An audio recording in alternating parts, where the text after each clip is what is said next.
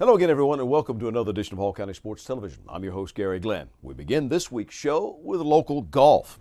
And the Gainesville boys continue to dominate the Hall County Championships with their fifth straight title. Junior Spencer Ralston with a 70 took his third straight individual championship, and now he's got a chance to go 4 for 4 if he can pull it off as a senior. Gainesville's Nathan Williams was second with the 74, and Lawson King was fourth with the 76, and they made the all-tournament team in addition to the winner, Ralston. Now, Tanner Merck of Flowery Branch was third with the 75, as the Branch was 32 shots back as a team.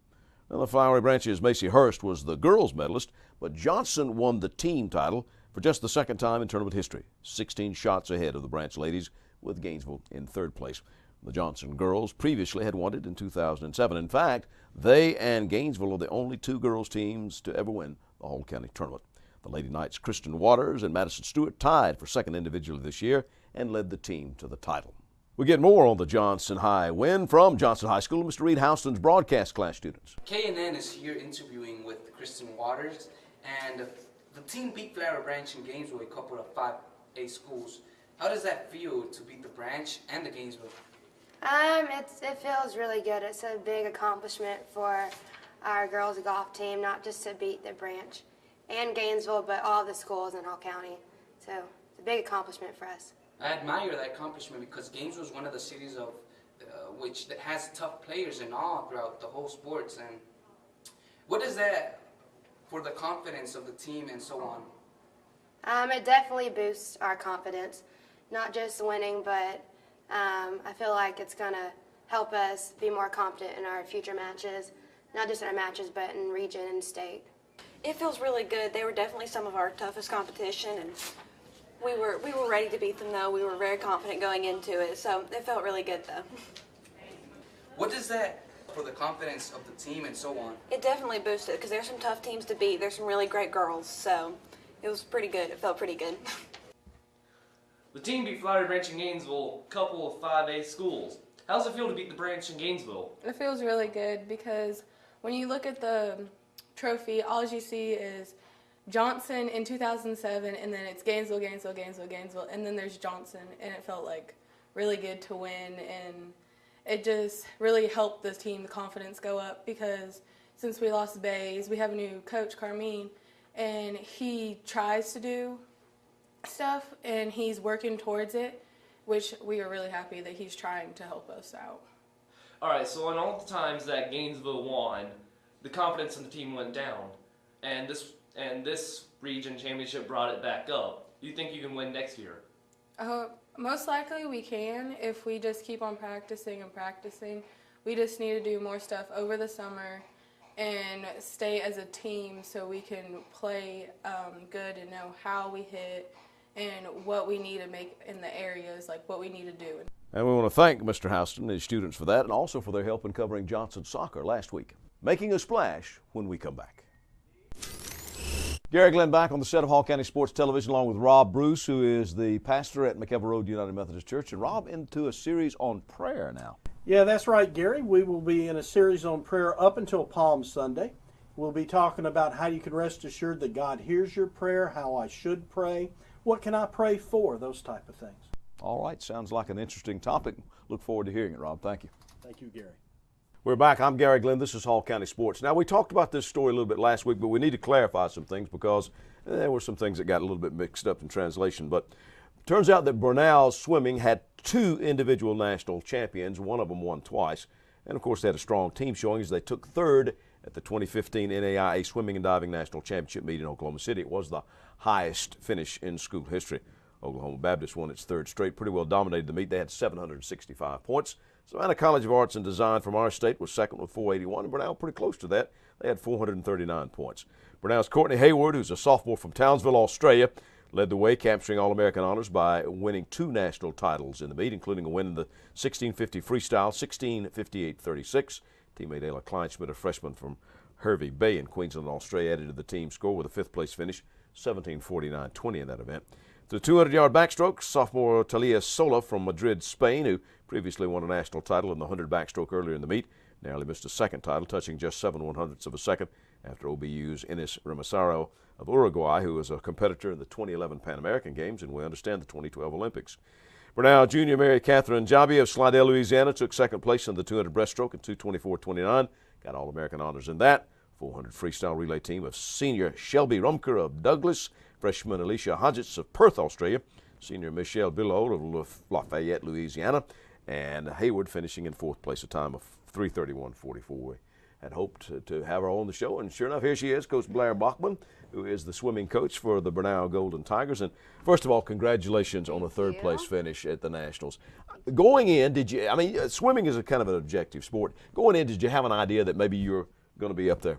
We did, and what happens before large competitions is a site sheet is released, so we can kind of see where each of our individuals ranks in their events, and then our relays as well. So we had an idea that we could fight for a top 3 spot, and it was also a team goal. So, you know, we had an idea, but we knew that we would have to put the work in to get there too. So just missed out on getting a trophy then?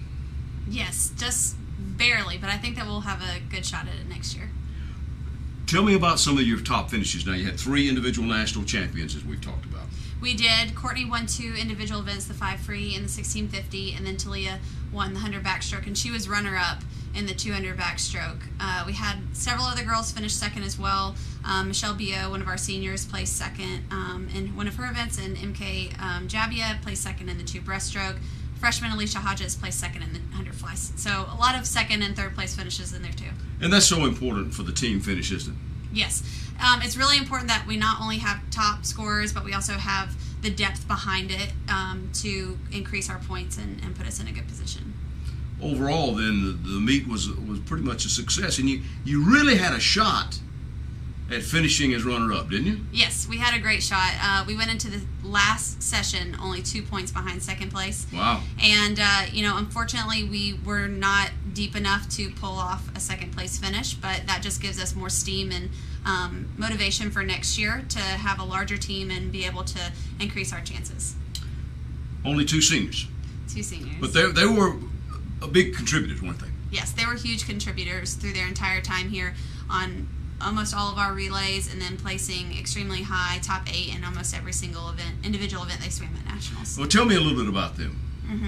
Well, Michelle is a senior. She's from Lafayette, Louisiana, and she came in after having been homeschooled for 4 years, and she actually took a year in between homeschooling and coming to Bernal. So she came in as a very mature freshman, and she took leadership roles immediately. She's been a captain for us for 3 years out of her 4. And so she swam primarily butterfly, breaststroke, and sprint freestyle. And then Shelby Rumker, she transferred in from South Georgia College as a junior, and she mostly specialized in middle distance freestyle and some backstroke. And so she placed as high as 5th place last year at our national meet. Wow. So, again, not just what they provided in the pool, but leadership as well. Absolutely. Both in the classroom, too. Both have extremely high GPAs and have been a good role model for the rest of the team. When you look around, Blair, at the NCAA, and I know you guys do this because you're competitive, how do you stack up, say, in the NCAA versus NAI? Well, it's fun whenever we go to large meets that we're rested for. We put the NAI qualifying times for nationals and the NCAA Division II times up, and we see how many Division II times we can achieve. And we have several individuals that have the B cuts for Division II, and then a few that actually have the A cuts as well. So the Division II Nationals just happened last weekend, and I was watching it and seeing where our girls were stuck, and some of them would have placed top 8, some would have placed top 16. Wow. But yeah, it's really fun to see that. Well, before you get away, talk a little bit about what you got coming back, Coach. Yes, we have plenty of returners, losing 2 seniors, but MK Jabia, who was an All-American this year and placed second, she'll be a senior. And we've got plenty of sophomores and freshmen that, I consider ourselves a fairly young team when you look at how many upperclassmen versus younger, bringing in a lot of local Georgia talent, incoming freshman class, and potentially some more international students. Well, 4th last year, 3rd this year. You keep climbing the ladder.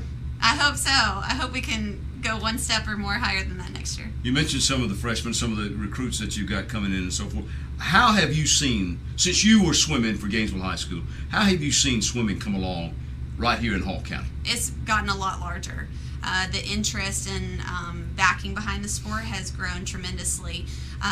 When I was at Gainesville, we had myself, maybe 3 other girls, and 1 or 2 guys on the team. And now, as far as I know, they've got a full roster. And not only that, but Flowery Branch and North Hall and all of these other teams around are growing those programs into something really exciting and really fun. So gives kids an opportunity to plug into a different sport, and even if they play basketball, then there's still time for them to swim. So just creating good athletes in general. Yeah, good athletes can usually find out that they're pretty good in a number of things. Absolutely. And you never know what you're going to be good at till you try. That's true. In fact, on this show, we've had Colin Monahan from Gainesville and Ty Powers from North Hall, both with Division I scholarships.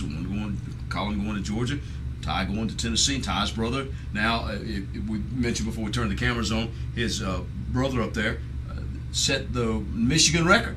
That, as far as I understand from what I read, he's broken the Michigan team record in the 50 free. And Colin is actually a fun story. I taught him how to swim when he was younger, so I was his age group coach for linear aquatics growing up. So it's been fun to see him excel and go to a school that he's been wanting to go to for a long time. And I only got to know Ty a little bit later on, but he's also really talented. So they're doing really big things for the sports around here, for swimming in general, and I'm excited to see it continue. You've decided it's time to get in shape. Now let Falcon Parkway Fitness in Flowery Branch help you achieve your goal. Open since 2000, Falcon Parkway Fitness features free weights, exercise machines, group fitness classes, as well as personal training in a fun family environment with childcare, lockers, showers, and 24-hour access. Come by for a free consultation with a certified personal trainer. And just next door, check out Optimum Body Care Day Spa with massage, facials, and waxing, or K. Michael Salon for hair and nail care. Falcon Parkway Fitness is your hometown family gym, located in Flowery Branch, right behind the public shopping center. We're back. I'm Gary Glenn, Hall County Sports. We start last week's wrap-up of spring sports with baseball, and we told you about the comeback extra inning win for West Hall over East Hall on last week's show.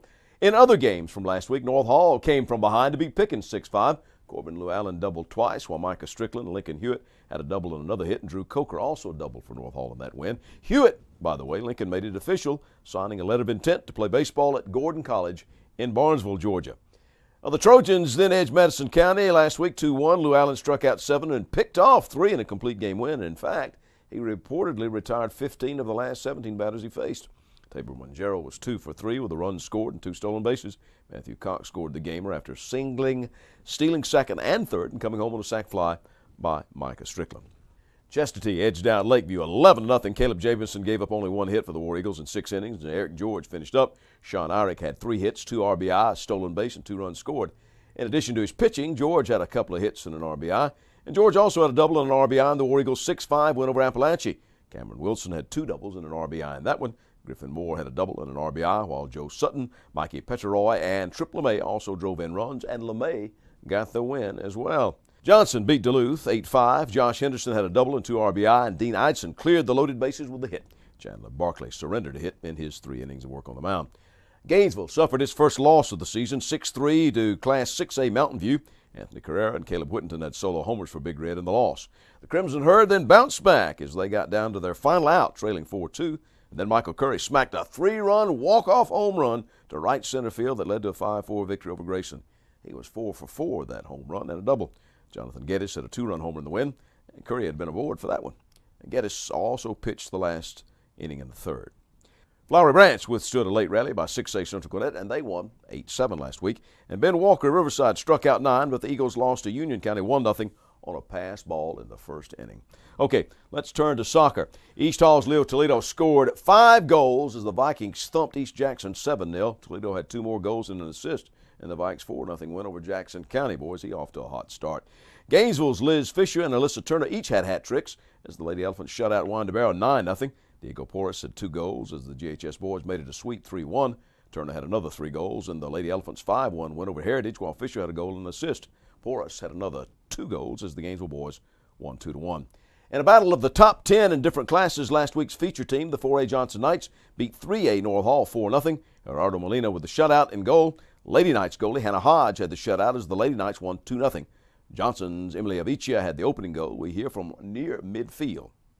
More on that from AccessNorthGA.com. That was it was a wet field, and the ball early on, just like everybody kept falling down and stuff. I mean, it looked kind of tentative for both teams early on. Oh, yeah, I mean, conditions kind of rough, a little slippery. Both teams had to play through it. It's not anything we haven't played on before this year with the weather. It's been kind of crazy, that's for sure. How big was his goal? That was an incredible run and shot. I mean, how big was that for getting you guys going? Oh, it was huge. Scoring that early goal, you always force the team to have to adjust to what you're doing now. And you don't let them settle in and play their style of game. So, getting that early goal was huge. It forced them to kind of come out a little bit and adjust their style, play a little bit, kind of lifted up our morale and, our energy level. How big is this as far as an area win, with as tight as things are going to be? Oh, yeah, I mean, huge. North Hall, one of the best teams in the region. And, definitely big win, well coached. Great players on that team. Just a great win overall for the whole team participating. Well, you took 11 out of the game. I mean, 11 really hardly did much. Was that part of a defensive plan? Just keep them contained in the middle of the field. Don't give them the wide play. Force them to play the ball long and get out of their element. What they normally do. How'd you feel about your defense? Oh, they played outstanding. They stepped up. We didn't, allow much pressure first half. We let a few shots rip off the second half, but it started the team defense. All the way up the forwards, playing all the way back to the keeper, and everybody played well on the defensive side. Talk about that 50-yard run and that shot. That was an amazing. What was, I know it's just a reaction point, just going, but what were you thinking while you were making that play? Well, I mean, you always have to explode that space that they give you. I mean, that's what we do in practice. We try to explode the space as they give you, and they gave me plenty of space, which I took advantage of it and made that run. Have you had a long run with the goal before, at this level? I mean, that's a pretty long run. Oh, yes, sir. I had one earlier this season against Gainesville, I believe, so it was kind of the same thing. So, I mean, I just take advantage on the space that the defenders give me or the team gives me. Do you feel like your dribbling capability or your speed is your biggest asset? Well, you made a couple of jukes there that got you that space. Well, I'll say both, speed and ability, because if you don't have speed, you can't really do a trick because you're too slow and the defenders can recover fast. What did you notice after that? Did that goal seem to kind of spark the team a little bit, you think? I believe so. I mean, our team always comes out to try our best, score all of the opportunities we have, take advantage of them, and make it score as much goals as we can. Other soccer. Chester T's Edwin Villafranco had a hat trick in their 6-0 win over Stevens County. The Lady War Eagles won 5-0. Taylor Buffington and Sadie Foote with 2 goals each. Chester T's Catherine Rice scored twice in a 5-1 win over Madison County. Buffington and Foote would add a goal and an assist. And then the War Eagles swept East Hall with Juan Mejia scoring twice and the boys' 4-0 win over the Vikings, while Buffington had her first career hat trick, reportedly scoring the 3 goals in just 14 minutes in the Lady Eagles 7-0 spanking of the East Hall girls. It was their 5th straight win and the 300th of Coach Mark Dunn's career. Congratulations to Mark. Isabel Salgado scored a pair as West Hall beat Banks County 6-0. The Lady Spartans and Flowery Branch battled to a 1-1 draw. Lucy Abada had 9 saves for West Hall in goal as Mara Huetz scored the opener for the Lady Falcons and Rachel Bolio for the Lady Spartans. Sammy Cotto scored twice for the West Hall boys in their 2-0 win. Cesar Vila had the shutout in goal. A fight to the finish when we come back. Your one-stop spot for complete auto repair is the Auto Works shop on Sprout Springs Road. On everything from oil changes to brakes, new and used tires and tune-ups, even the big jobs like transmissions.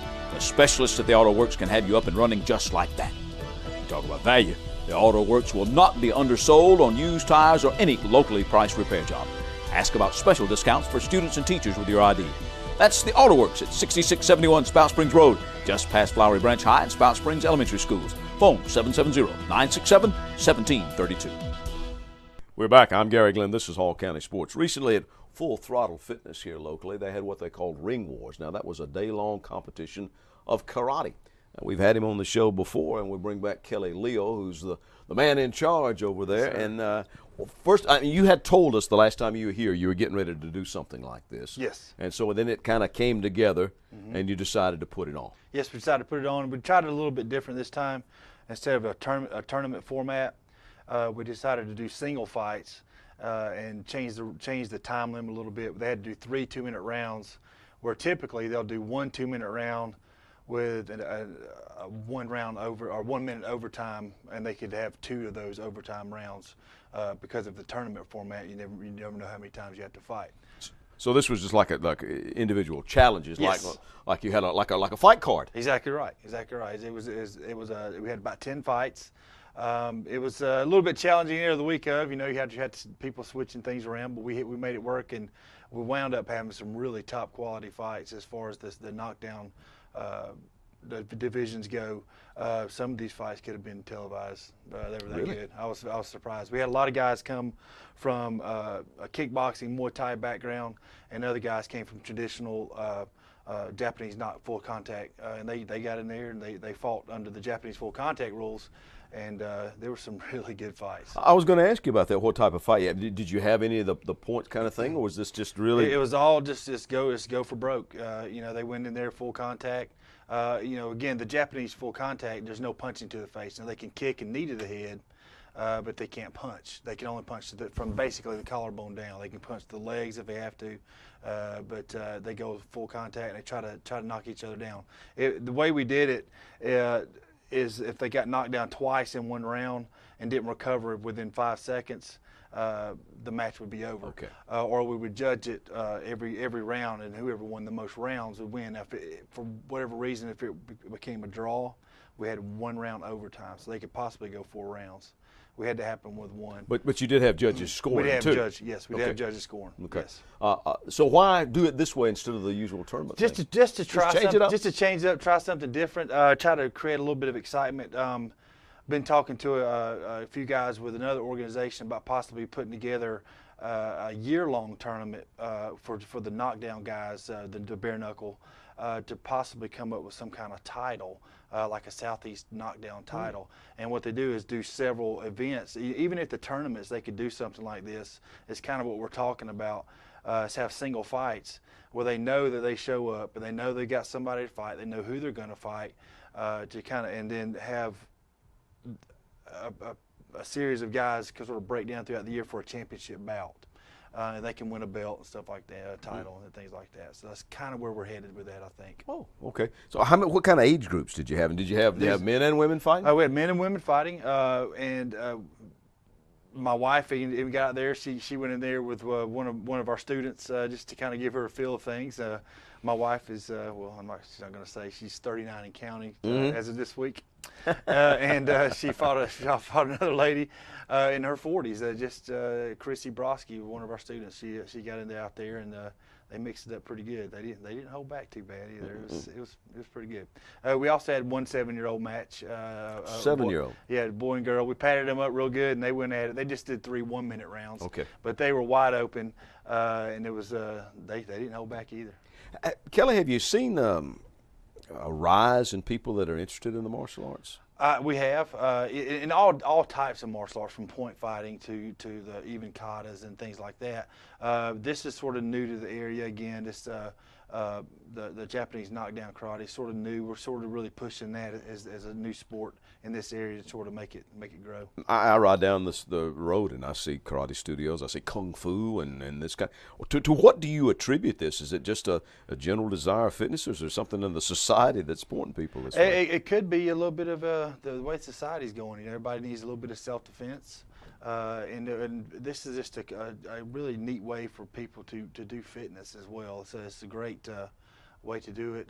Some people just get bored getting on the treadmill, going to do the typical, fitness things. So they want to try something different, and they'll try anything from cardio kickboxing to karate to jiu-jitsu even. And what makes the transition for people that just want to do it for fitness to somebody who really wants to fight somebody like you've got? Yeah, just the competitiveness. Yeah, a lot of them come in competitive. A lot of people don't. The ones that really surprise you are kind of typical actually, is they'll come in just to get in shape, and then as they get going, they start sparring, and they start seeing some of these guys getting ready for competitions. They start thinking and asking questions about doing competitions themselves. So then they'll try karate tournaments or whatever.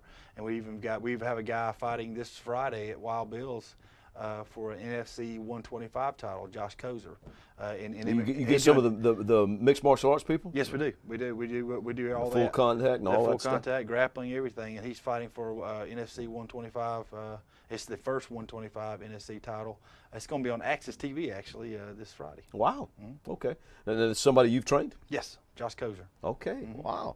Does that give you a little bit of pride to see somebody go It does. out? I love to see some people start at scratch, and then just how they develop and become just really, really good martial artists. Do you find people coming from like a wrestling background a lot of times that come to this? We do have people come from wrestling backgrounds.